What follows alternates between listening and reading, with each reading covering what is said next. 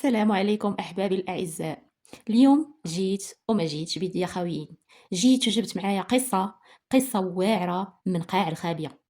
القصة هي قصة أمينة، وصاحبة القصة كتقول: أنا تزاديت وكبرت في عائلة اللي على قد الحال.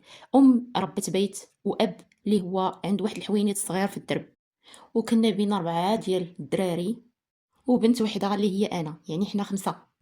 ومن نهار اللي عقلت على راسي وانا عاقله على ميمتي كنت عزيزه عليها بزاف. كنت انا هي ممو عينيها، وكنت عزيزه عليها واحد المعزه اللي كبيره بزاف، حيت انا كنت اخر العنقود، وكنت البنت الوحيده اللي عندها، حيت كانت في الاول ولدت 4 ديال الاولاد، وكان الحلم ديالها انها تكون عندها بنت. الحصول يا البنات، كبرت مفشه ومخنته. الحصول يا البنات، ملي درت 14 عام، با داك الحوينيت اللي عنده شعلات فيه العافيه وتحرق ليه كل شيء، يعني مشى ليه كل شيء وما بقى عنده والو. وحتى الا كان جامع شي حاجه، هو اصلا عمره ما جمع شي حاجه، يعني كان اللي جابو النهار كيديه الليل. ايوا با الحبيب تسدو في وجهو جميع البيبان. في دوك الايامات كيضل يدور يقلب على خدمه، والو يا البنات، وتقولوا واش لقى شي خدمه. ايوا ما جاش شهرين يدور تا جا مول الكرا، وقال ليه: بغيت فلوس الكرا ديالي. ايوا بطبيعه الحال الاب ديالي ما عنده ما يدير، قال ليه: صبر عليا. ولكن مول الدار صراحه ما عقلش عليه، واخا كان الاب ديالي ديما كيخلص ليه الكرا في الوقت، وقال ليه: يا توجد ليا فلوسي يا خويا عليا الدار. وفي ديك الوقيته الاب ديالي كان كيدير الرقيه الشرعيه وما كانش كيتخلص، يعني كان كيديرها غير في سبيل الله. فاش كيسمع شي واحد مريض اولا مقيوس كان كيمشي عنده وكيقرا عليه شويه ديال القران وصافي، وكيجيب الله الشفاء، حيت با كان رجل ملتزم وكان حافظ كتاب الله. المهم با معروف عليه الصدق، ومعروف عليه بلي راجل مزيان. وتما طاحت عليه الفكره ديال انه يكون راقي شرعي، اي انه يبدا يستقبل الزبائن يجيو عنده ويدير لهم الرقيه الشرعيه بالمقابل. وفي ديك الفتره بالضبط فاش بدا الاب ديالي، كانت ديك الفتره يلاه بدات ديك القضيه ديال الرقيه كتبان للعلن، يعني بدات كتكون هكا مصدر رزق ديال بزاف ديال الناس. ايوا الحصول على البنات، الاب ديالي بدا وتوكل على الله، وبدا كيقولها للناس اللي كيعرف، كيقول لهم: راه انا بديت كندير الرقيه الشرعيه، الا عرفتوا شي حد مريض ولا هذا صيفطوه ليا. وديك الساعات الجيران والاصحاب وجيراننا اللي قراب لينا كاملين تعاطفوا معاه، وبداو كيجيبوا ليه الناس وكيجيو عنده، ولاو كل واحد كيعطيه داكشي اللي قسم الله. ايوا يا البنات، ما داز حتى شهر حتى ولات الدار عامره بالناس، وخوينا الصالون كامل وحطينا فيه الكراسه، وداكشي كامل رديناه لواحد البيت ولينا مكدسين فيه كاملين، وبقينا صابرين حيت ما عندنا ما نديرو. ايوا جات الايام ومشات الايام، تا دازت عامين على هادشي كامل، تا تيسرات الامور شويه. عاد الاب ديالي مشى وكرا واحد المحل ديالو تما ديال الخدمه، ودا ليه الماتريال ديالو كامل، ورجعات الامور في دارنا كما كانت من قبل. وهنا الامور بدات كتقاد شويه بشويه. الام ديالي حتى هي مشات خدمات مع با، ولات هي اللي شاده ليه لاكيس، وهي اللي شاده ليه الخدمه كامله، يعني هي اللي ولات سكرتير. الحصول يا البنات، الفلوس تحركات والامور تقادات، ووالديا تهلاو فينا ديال بصح. وخاصة ميمتي يا البنات اللي كنت عزيزة عليها، وغير كل مرة كنشوفها كتكمش ليا وتمد. ايوا تيسرات الامور، وحتى حنايا ولات عندنا خدامة في الدار اللي كتعاون الوالدة وكتيسر الامور، حيت امي كما كتعرفوا ولات خدامة مع الاب ديالي، وقليل فاش كتكون في الدار. ايوا المهم يا البنات، انا خرجت من السيزيام حيت ما القرايه ما دخلاش ليا راسي، حيت اصلا انايا ما كنتش شي وحده اللي قرايه. ايوا ديك الساعات وليت كل مره شنو ندير، مره جالسه في الدار، مره كنمشي عند الوالده في الخدمه كنعاونها. وكنا كنتناوبوا انا والوالده ديالي، يعني فاش كنكون انا في الدار هي كتكون في الخدمه عند الوالد، وفاش كنكون انايا في الخدمه عند الوالد هي كتجي للدار. الحاصل بقينا جارين مده على هذا الحال، حتى تعرفت على واحد ولد الناس اللي كيف شافني بغى يتسطى ويحماق غير باش يهضر معايا. ايوا هي هذيك هضر معايا وتبادلنا النوامر ديال التليفون. ايوا الحاصل بدينا كنهضروا. المهم السيد كيبان نقي وكيبان كلاس وكيبان انه لاباس عليه وولد الناس، وكيبان كبير عليا شويه في العمر.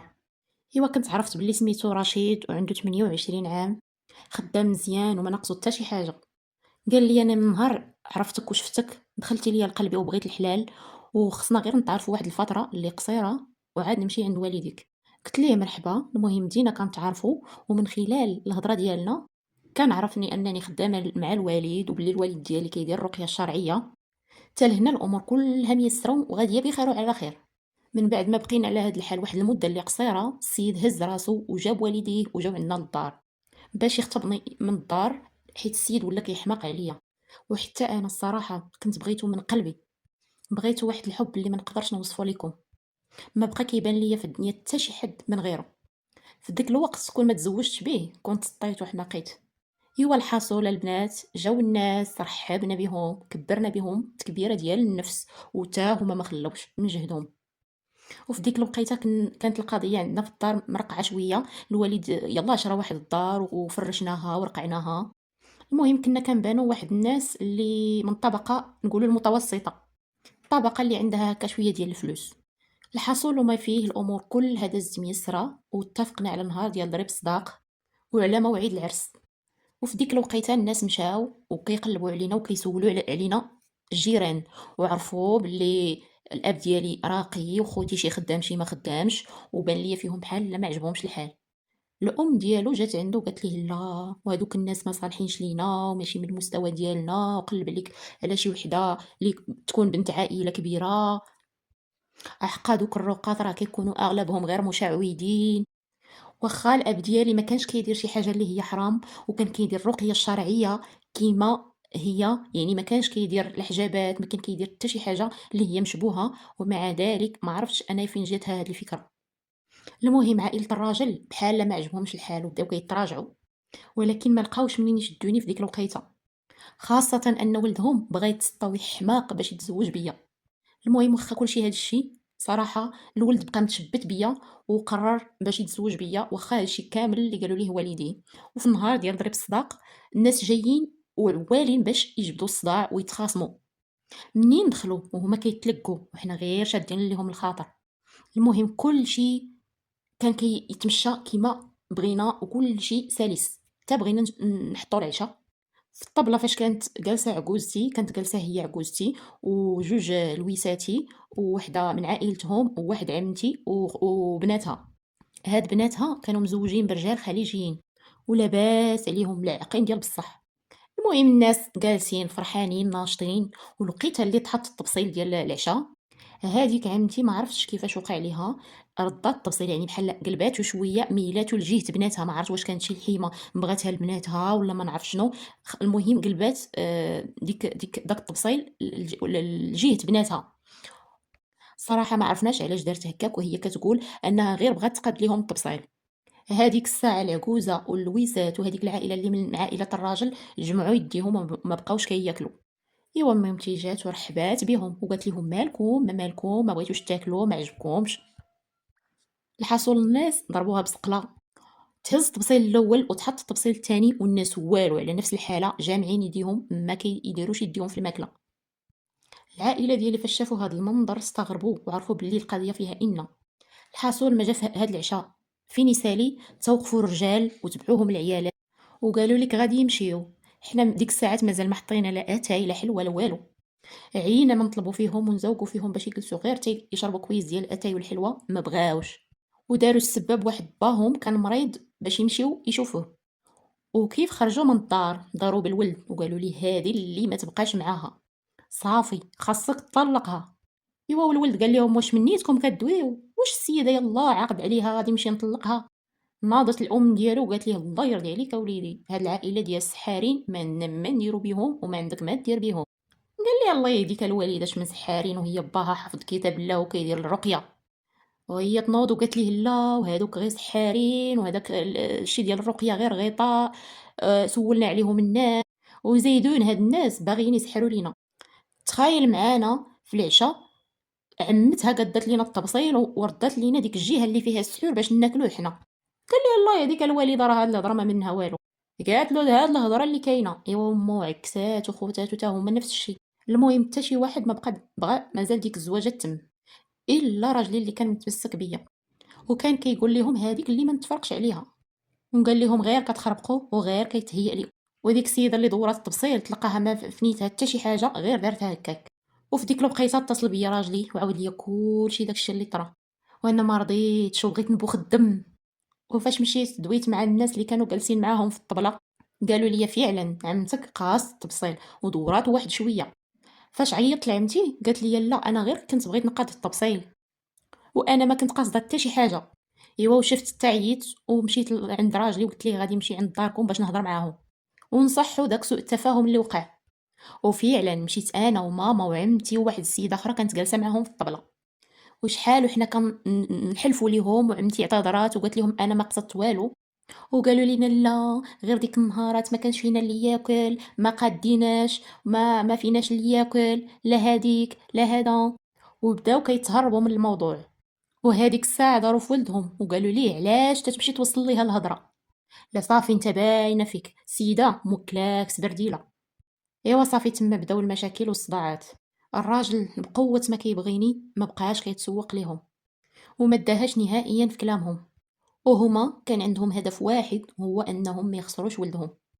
يعني ما بغاوش مازال يعكسوا ليه، ما بغاوش يعكسوا ليه اكثر، حيت كانوا عارفين الا عكسوا ليه اكثر ما غاديش يتسوق ليهم وغادي يكمل هذا الزواج وغادي نتزوج به، لاننا صافي كما قلت لكم ولينا كنبغيو بعضياتنا بلا قياس. الحصول وما فيه كنت تزوجت بالسيد ودرنا العرس وسكنت معاه في المدينه اللي كان خدام فيها. المهم في العرس الناس داروا نفس السيناريو، كانوا غير حاضين جنابهم كيعرفوا فين كيعفطوا، البلاصه اللي كيجلسوا فيها كيمسحوها كيقلبوها، وحتى في الماكله كياكلوا كيقيسوا كيعرفوا شنو كياكلوا. كانوا خايفين وغير منكرين. الحاصل وما فيه دوزنا العرس ومشيت مع الراجل للدار، الراجل اللي كان كيحماق عليا وتا انا كنت كنبغيه. عشت معاه احسن ايام في حياتي حتى النهار اللي جات عندنا ماماه للدار. تما غتقلب حياتي راسا على عقب. النهار اللي حطات السيده رجليها في الدار بدات كتقلب ليا في جميع القنات ديال الدار.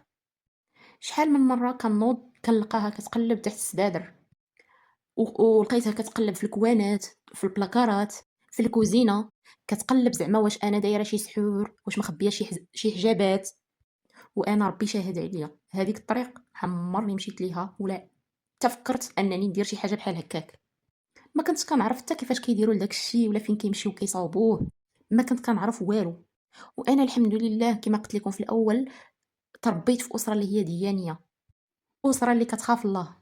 ايوا العكوزه ما كفاهاش داكشي، كانت كل شويه كيجي ولدها كتجبد ليه داكشي ديال الشبه والحرمال وتبدا تبخر ليه تما وتطرطق ليه في اللدون، وكتقول لينا لا هكا كندير ليه غير الفسخ باش الا كانت عنده شي حاجه ولا شي حد دار ليه شي حاجه باش تفسخ. وانا كنشوف داك المنظر وكنبقى ساكته. المهم في ديك الوقيته اللي جلست معايا وهي جلست معايا طولات يعني شهر، ما خلات ما درت، ما خلات رشان، ما خلات بخور، ما خلات لدون، كل شي دارته. وهي كتشوف بعينيها ان القران ما كانش كيسكت عندي في الدار. يعني لو كان انا كنت كنسحر ليه ما يمكنش ليا انني نطلق سوره البقره في الدار. وهي هادشي ما بغاش يدخل ليها الراس وكدور حتى كتشبع وتجي تقول لي لا. هاد الناس اللي كيديروا الرقيه اغلبهم نصابه، اغلبهم سحاره، اغلبيه ديالهم مشعوذين. كنقول ليها اخالتي راه الناس حجر وطوب، وهاد الهضره اللي كتقولي فيها راه بصح ماشي ما قلتش لك ما كايناش، غير هو انا الاب ديالي الحمد لله السمعه ديالو سابقه، وما عمرو ما قال لشي حد خاصك تعطيني قده وقده. الناس اللي كيجيو عنده هذاك الشيء اللي قسم الله كيمدوه ليه، يعني ما كاينش كيتشرط. وكتقول لي لا هو خصو يخدم بلا فلوس بلا ريال بلا جوج. وكنقول ليه راه عندك الحق، ولكن بارا ما عندوش حتى شي مدخول من غير ديك الخديمه، يعني هذيك هي مصدر الرزق ديالو والمدخول الوحيد ديالو. وبهذاك الشيء باش كبرنا ووصلنا لهنايا فين انا دابا. المهم السيده كان عدوها هي خدمه الوالد، وما كانتش كتحمل فيا الشعره، والفكره الوحيده اللي في دماغها هي انني ساحره لولدها، وولدها علم الله شنو دايره ليه. الحاصل وما فيه بقيت صابره على ديك المده كامله اللي عندي في الدار.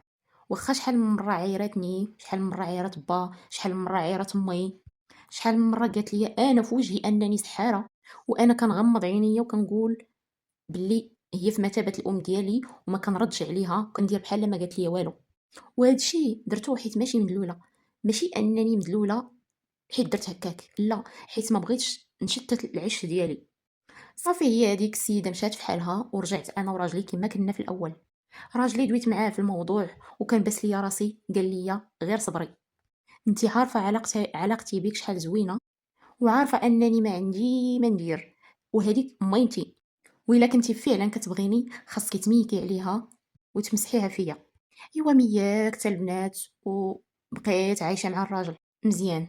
من بعد كنا مشينا عندهم للدار، والسيده اللي كانت كتقول بلي انا اللي ساحره ليه ولات هي اللي كتسحر ليا. تخيلوا يا البنات كيف وصلت. الباليزه ديالي تقلبات، ما عرفتش حتى كيفاش داروا ليها. المهم انا كنت خليتهم ومشيت لدارنا وخليت لهم حتى حوايجي حتى الباليزه ديالي، وخليتهم يقلبوا على راحتهم، حيت كان كيسحب ليا غير غادي يقلبوا وصافي. في الوقت اللي رجعت وجلست معاهم مده كنت كنقلب على شي حوايج ديالي وما كنلقاهمش، خاصه الملابس الداخليه ديالي اللي كنت كنحيد. في الاول صراحه ما ديت ما جبت، وقلت يمكن توضروا ليا عندهم ولا توضروا ليا عند امي، واخا انا كنت عارفه بلي اي حاجه حيدتها كنحطها في الباليزه.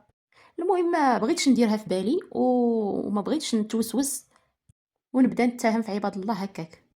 الحاصل سالت ديك العطله ومشيت في حالي انا وراجلي.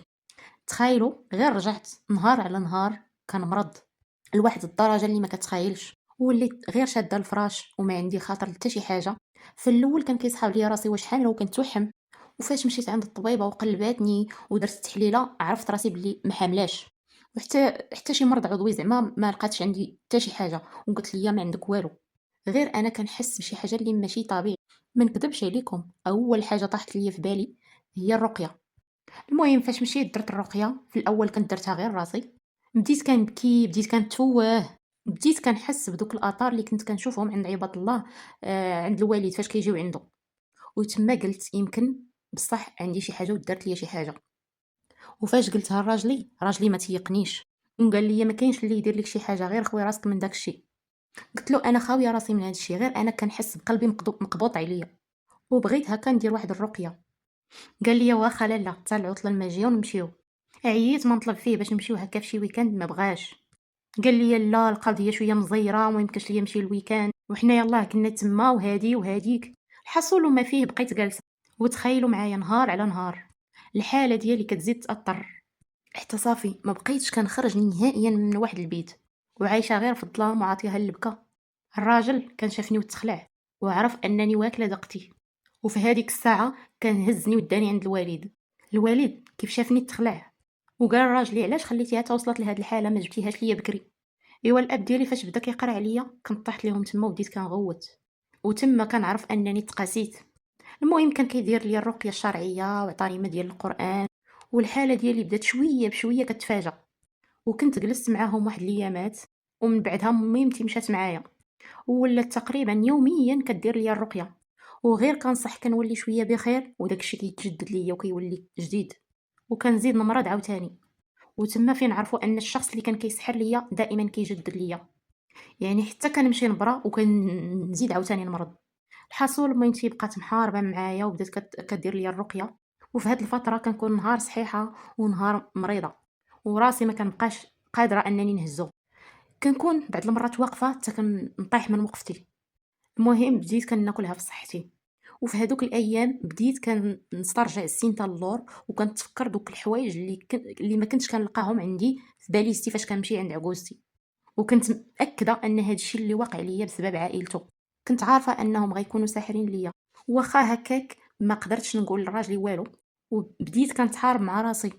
وليت القران ما كنحيدوش من الدار، ما بقيتش كنشرب حتى شي ما من غير الماء ديال القران.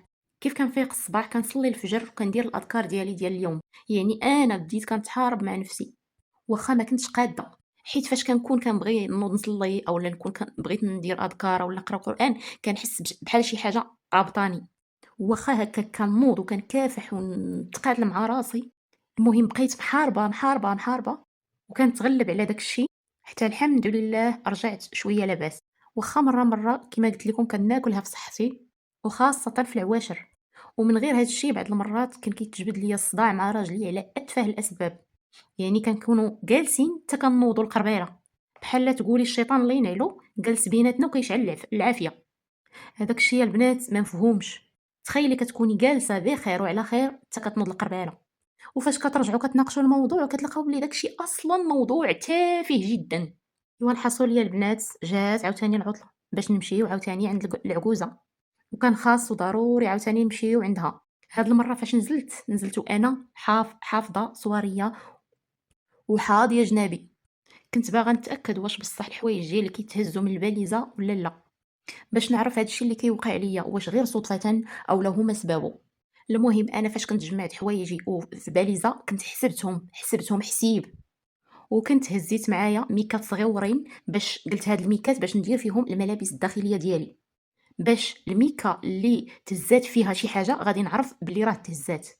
وكنت دايره بلي الحاجه اللي غادي نحيدها ما غاديش تحط تما، حيت تما غادي نحط غير الحوايج اللي ما ملبوسينش، لانني كنت عارفه ان الحاجه اللي غادي يسحل لك فيها الواحد خاص يكون فيها الاثر ديالك بحال العرق ديالك ولا شي حاجه اللي تكون ديالك.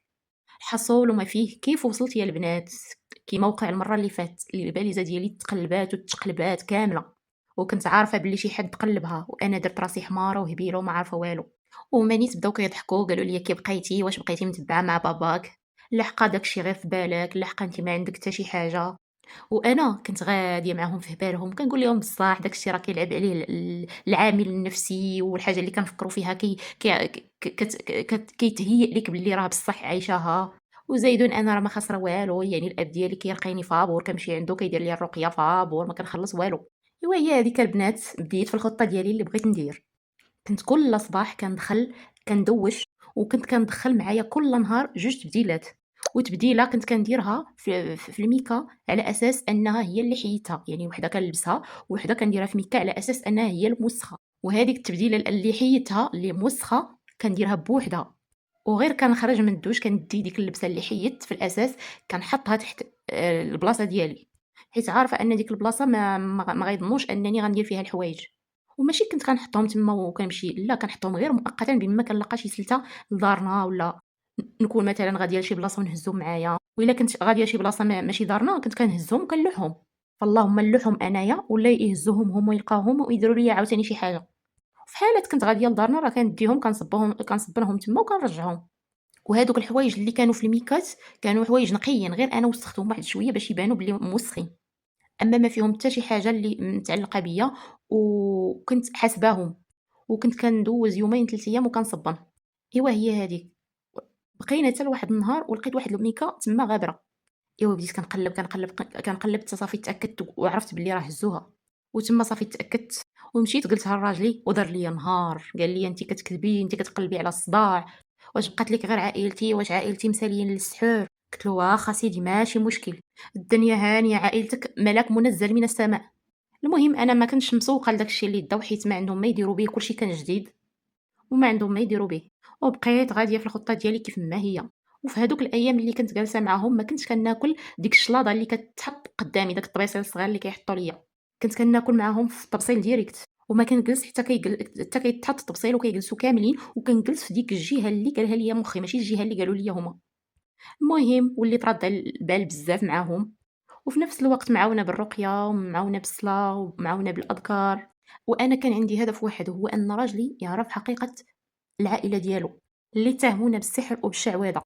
بغيت يعرف بلي اننا ماشي حنايا اللي كنديروا داكشي وحنا ما مولفينش بداكشي باش نديروه، حيت كيف ما كيقولوا كل واحد كيهضر في داكشي اللي تربى فيه. ايوا الحصول وما فيه سالات العطله ورجعنا في حالنا، وانا بقيت انا هي انا، الدعاء والرقيه والصلاه والاذكار. والاب ديالي كان مره مسكين كيصيفط ليا الماء ديال القران.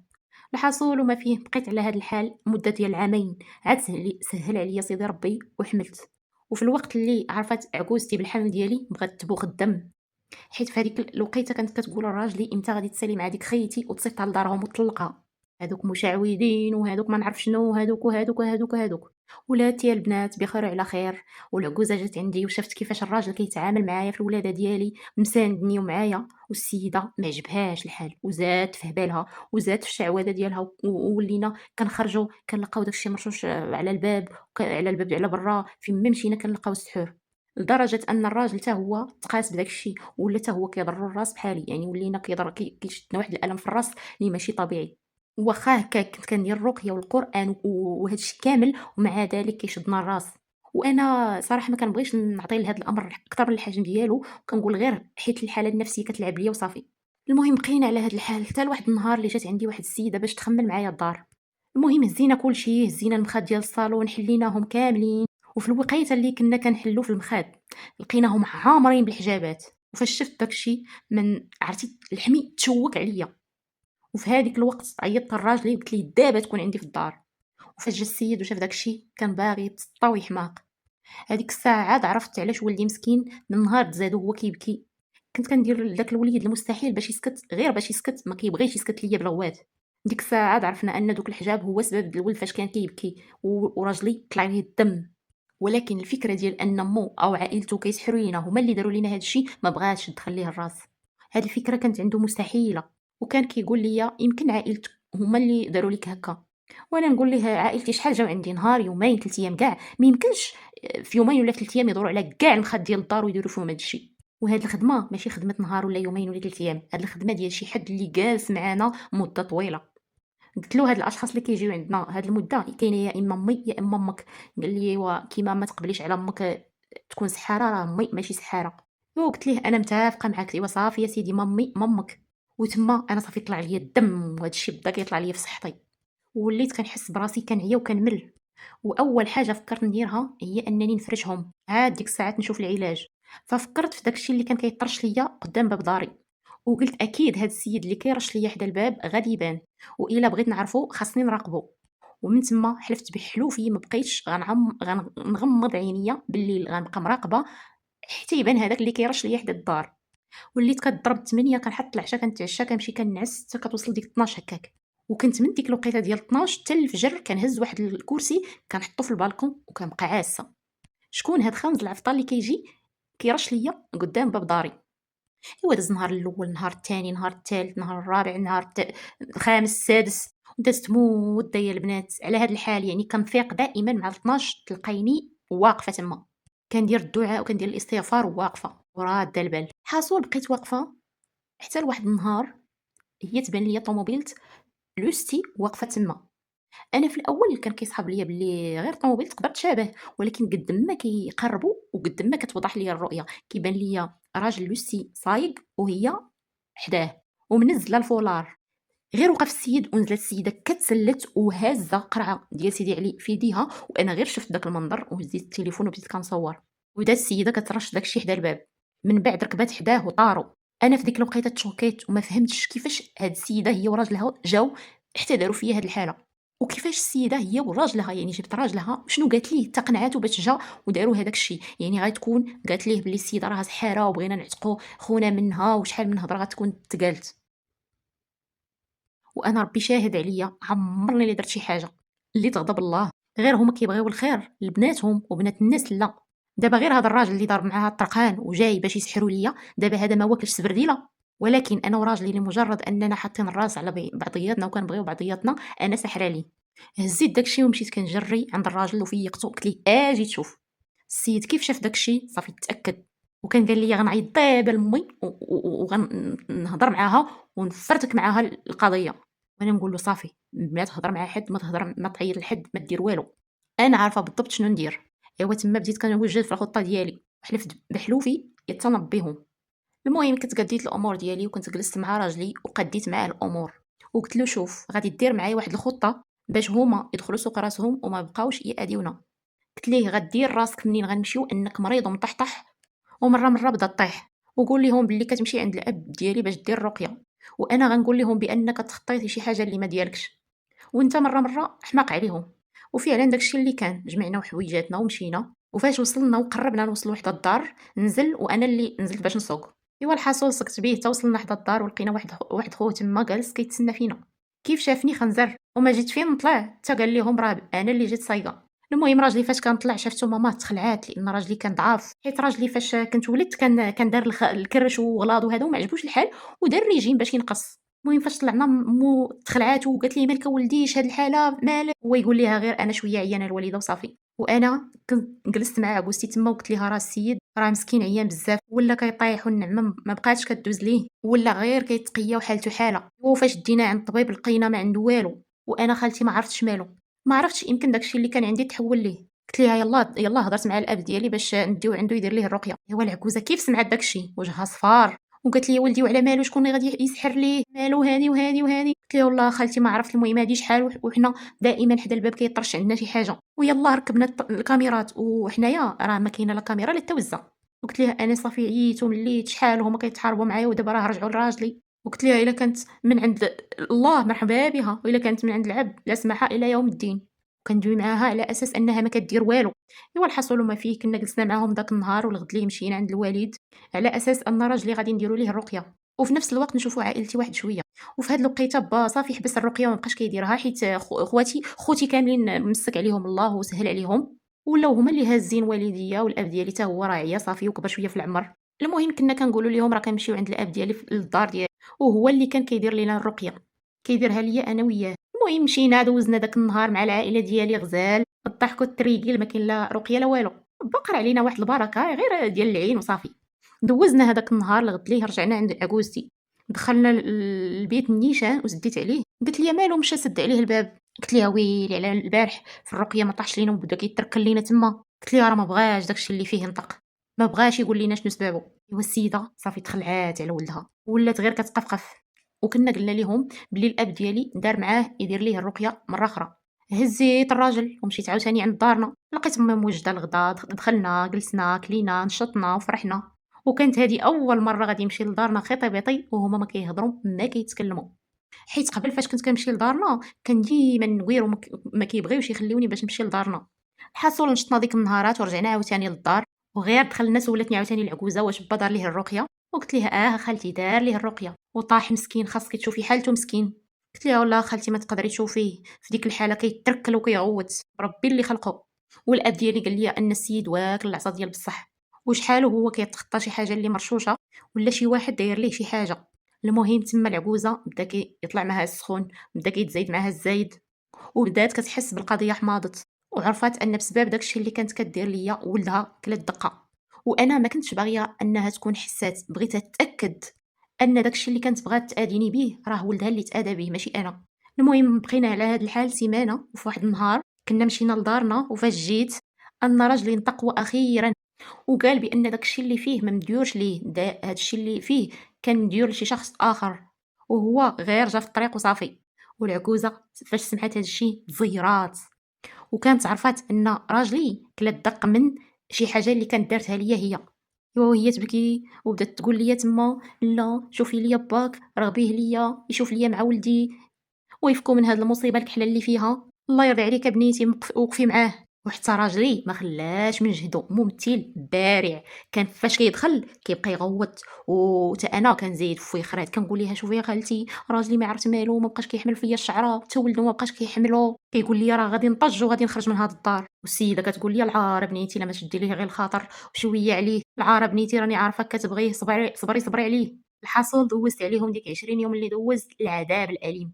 والولد علاه قلنا لهم راه بلا برا نهائيا، الولد بقى تما كيتركل، ومره كيقول لهم خرجوا بغيت غير الظلام. السيده تخلعات على ولدها.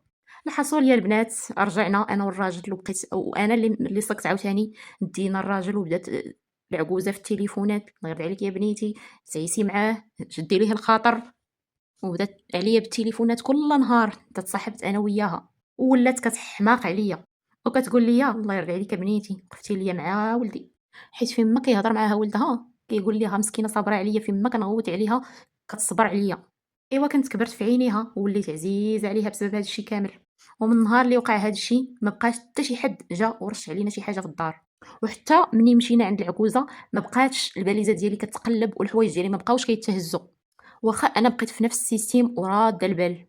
ايوا الحصول وما فيه من ديك الوقيته وبقيت عايشه انا وراجلي بخير وعلى خير. حتى عكوزتي راه قلنا ليها صافي راه داك الجني اللي كان في راجلي وكيدير لي ديك الحاله صافي راه برا، مشى في حاله بسبب الرقيه ديال الوالد ديالي. وفرحات السيده مشات عند الاب ديالي دات ليه السكر وشكراتو.